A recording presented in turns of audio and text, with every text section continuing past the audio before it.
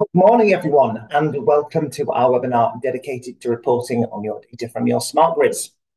So most reporting is done via dashboards, report engine, and the report writer tool. However, depending on what information you need, your smart grids are often a better choice. This is because, number one, you can easily make updates, such as adding extra columns and filters, which makes them a really dynamic area to report from. Number two, you can also export your data from smart grids into Excel to complete further analysis. And then number three, possibly the biggest benefit, you can complete actions directly from your smart grid. This means you can review your data and then immediately act on it. And that's what today's session is all about, what types of reporting you can complete using your smart grids. So as usual, this session is being recorded, so it will be available in our on-demand webpage later if anyone needs to drop out early, or if you would like to share this with any of your other colleagues who can't make it today. So I'm going to pass over to Sean now, who's going to take us through today's agenda. Thank you very much, Ian. So yeah, in terms of what we're going to be covering today, we're going to be focusing on three types of smart grids. So we're going to be looking at reporting on your delegates, your user rewards, and also your placeholders. But everything we'll cover today is universal, to be able to provide the same principles with all smart grids. And finally, we'll wrap up at the end with a Q&A session as usual. So please submit any questions you have as we go, and we will do our best to answer all of those at the end. So as usual, we're going to start with a couple of quick introductions from ourselves. So I'm Ian, Access Planet's Business Operations Coordinator, quite a mouthful that, so POC for short. POC, I like it. I'm Sean. I'm one of the Customer Support Advisors, or SA, I believe, at Access Planet. So yeah, I'm on the support desk. You probably know me or my colleagues if you're ever submitting tickets. Nice one. Okay. So let's get into it. Let's talk about smart grids. So smart grids are one of our ways to view and manage your information within the Access Planet platform. They provide you with the visibility of data for an entire module without any filters applied. So, for example, you can view and manage every placeholder in your platform from the Placeholder Smart Grid. Similarly, the Class Delegates Smart Grid is where you can view and manage every single delegate that is registered onto a classroom course within your platform. So we're going to have a look at that example first of all. So first, we will open the Delegates data grid for a classroom course on the left. So once you're on that data grid, you can search for your course on the right, and you can also right-click on the data grid to access the delegates. So if you want to see only delegates for one particular course, you can do that as we've done here. That's quite useful for managing just that course only. For example, if you want to update delegate information, mark attendance, add notes, or generate certificates. But if you want to report or manage delegates across multiple courses, this is where the smart grid comes in useful, as we've gone to on the left. So you can see all the delegates here on classroom courses across multiple courses, which is useful if you want to report on information about all class delegates or complete actions, for example, sending emails or generating certificates or completing any bulk updates on delegates across a range of courses. And today we're going to have a look at how you use these smart grids to your benefit to report on your data. Yeah, thank you, Ian. We're going to start with the Delegate Smart Grid, which, as Ian just covered, are pages where you can manage delegates across multiple courses. For example, the Web Delegates Smart Grid, that'll show you all delegates on webinar courses. E-Learning Delegates Smart Grid, that'll show you all delegates on e-learning courses. So first, we're going to look at how we can report our no-attend statistics. So let's say you need to report up to management how many people didn't turn up to courses last month. So firstly, we're going to open up that Class Delegates Smart Grid on the left-hand menu. So Smart Grids, Class Delegates. And what we're going to do is build a filter to show us those no-attend delegates in a set date range. So we're going to go Filters, Create New. The first criteria we're going to select will be status is in no attend. And our second filter criteria, as we say, we need a date range. We're going to go course start date, in time period, last month, or whatever date range makes sense for your reporting. If we click preview, we can apply this immediately, but we can also save that and give it a name if we ever want to access that filter again. So immediately, once we've previewed that, we can see the total number of no attendance for courses that ran last month. And this number can be recorded on your scorecard or KPI sheet, and it'll give you a higher level view of delegates that did not attend. If we want to complete any further data analysis, usually when we have more data than 5 results, we can export this into Excel using the export function on the top of the data grid, like we have with all data grids. It is worth just remembering, you need to select the columns from that drop down. It won't just default to have all of them selected. So any column that you're going to find useful with that higher level analysis, it is worth including those with that column drop down once you export to Excel. So yeah, we're now going to look at reporting on unpaid delegate places. Now, this data could be to support a weekly task of chasing invoices, for example. So we're going to go to the smart grid again. Smart grids, class delegates. Bit of a theme here. We're going to build a new filter, which is going to show us delegates that have invoices that are not completed. So the criteria we want is invoice status is in outstanding or part completed. And when we apply that filter, again, that's going to give us a total number of delegates that haven't paid. But we can export this list, again, to do further analysis. But you can also complete actions straight from the smart grid with the mass actions option on the top left. That'll allow us to email the delegates, for example, sending them an email that's going to chase their payment saying, you haven't paid for this course that you've completed. Please could you? Or however nicely you want to phrase that. Or nastily. Oh yeah, however nastily as well. So yeah, for our final example for delegates, we're going to report on waiting list delegates. Now, this could either be to report on information, look for patterns of which courses have the most waiting list delegates, or to identify waiting list delegates that now can be booked because there have been cancellations and transfers on those courses that have freed those places up. So, yeah. Again, we're going to be going to the Delegates Smart Grid. Going to apply a new filter. It's going to show us waiting list delegates on future courses only. So the first criteria, you probably have guessed it, it's going to be status is in waiting list. And the second criteria is going to be course start date, in time period, future. So courses that haven't yet taken place where this is going to be relevant. We're going to apply that. It's going to give us a total count at the bottom.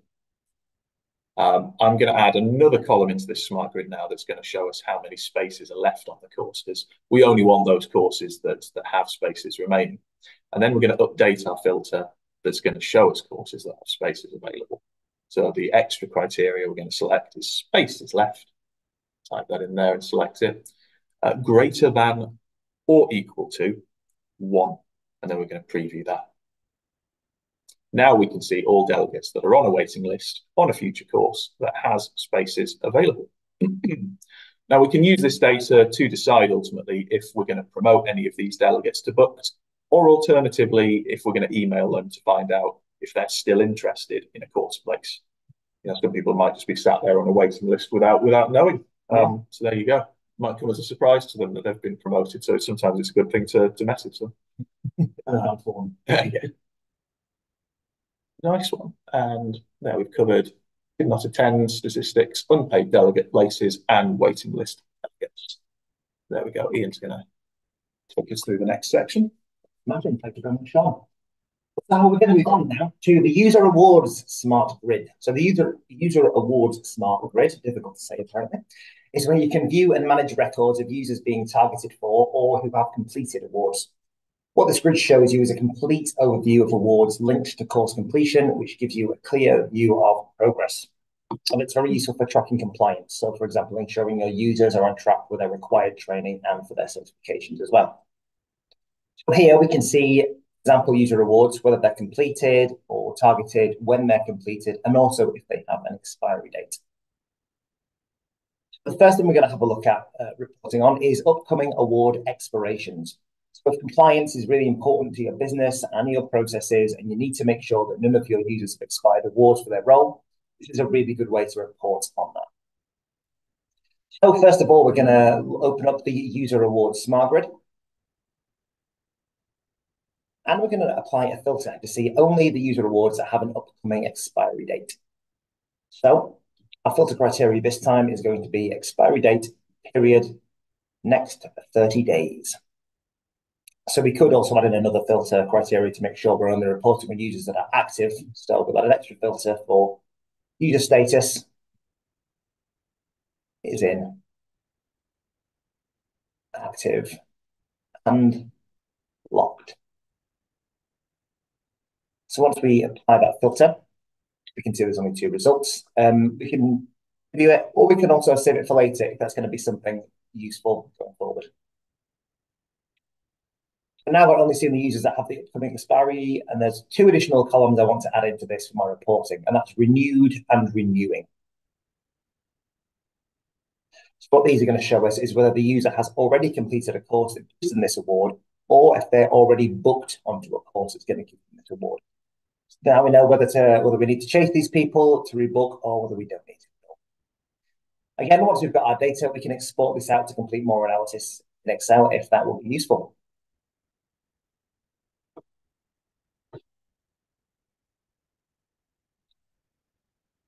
Okay, so next we're going to have a look at overdue target awards.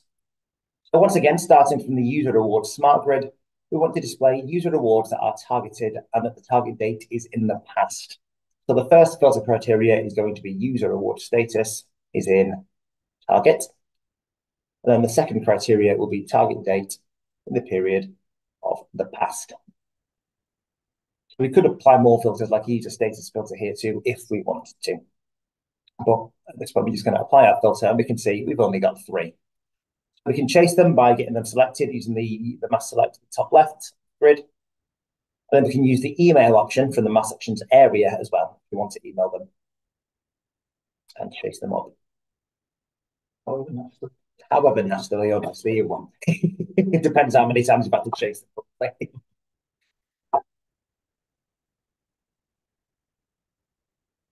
Okay, and then lastly, we're going to have a look at awards completed this month.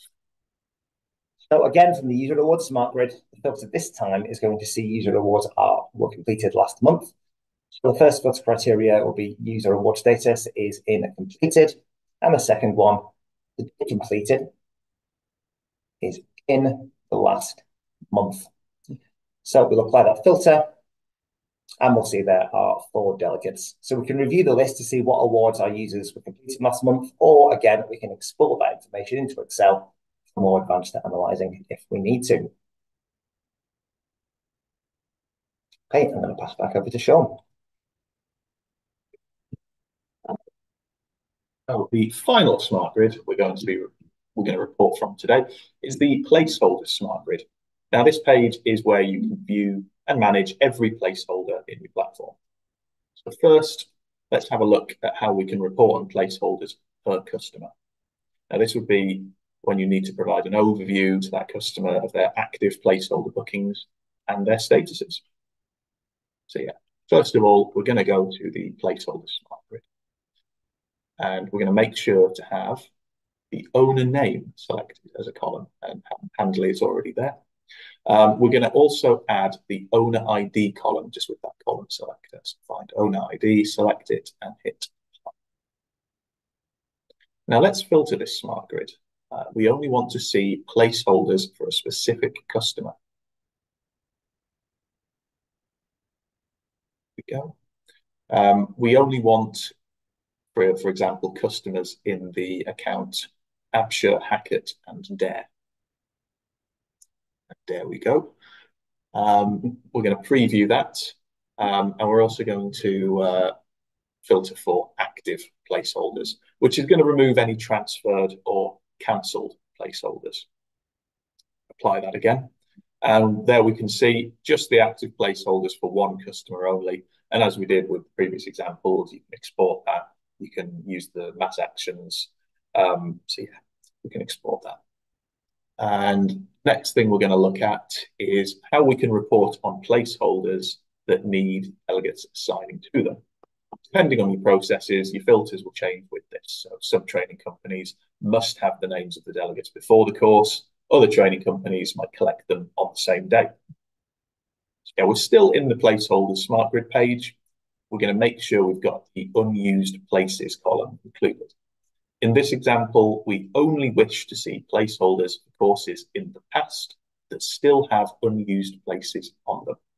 So our filter criteria will be start date in the period past, unused places greater than or equal to 1, and also we want placeholder status is inactive.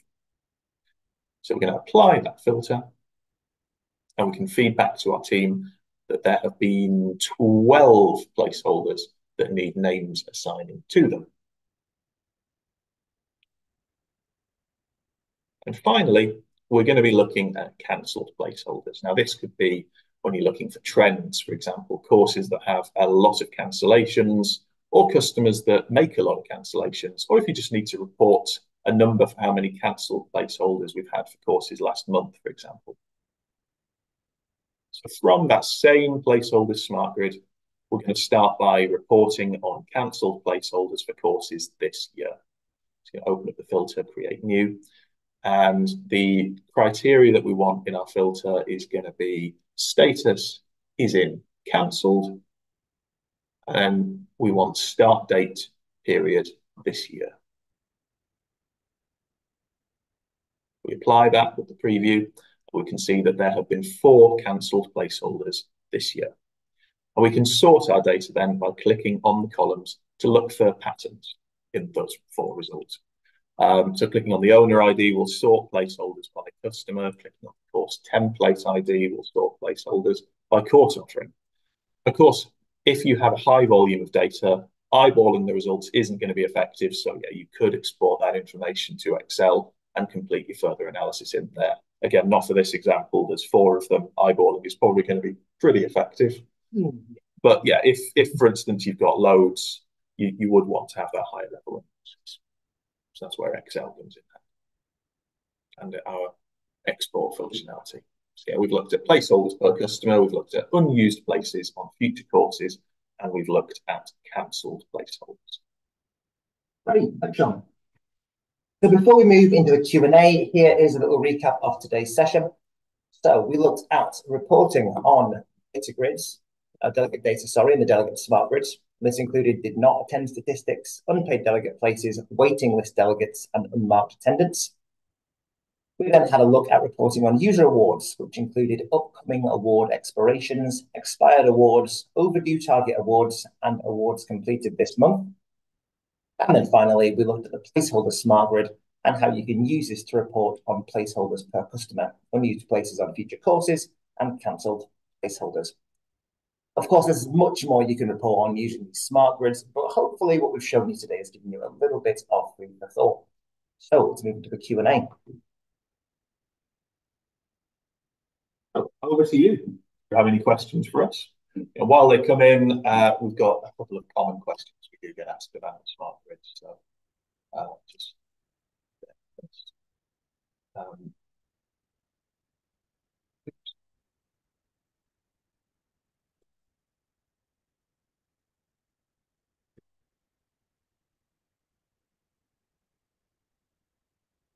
just bear with us a second. Just while those questions come in, just going to speak.